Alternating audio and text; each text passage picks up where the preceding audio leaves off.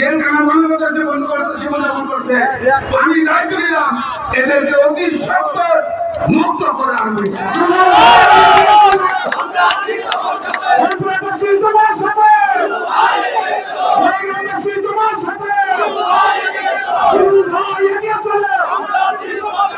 আপনারা জানেন আলমকে নৃশংসভাবে প্রকাশিতভাবে হত্যা করা হয়েছে না?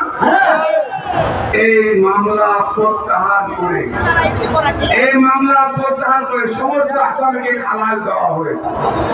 আমি কথা দিলাম এই মামলা চালু হবে, এই হত্যাকাণ্ড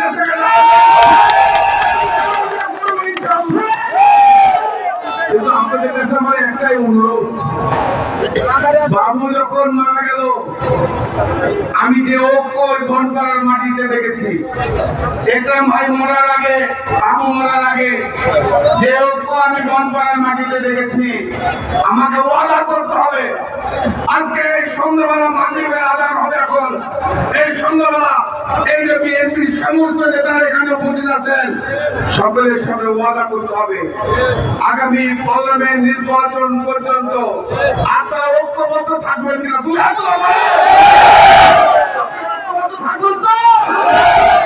আপনারা ঐক্যবদ্ধ থাকবেন তো? আমাদের যে মানকানা কি ধান হয়েছি, আমাদের যে মানকানা কি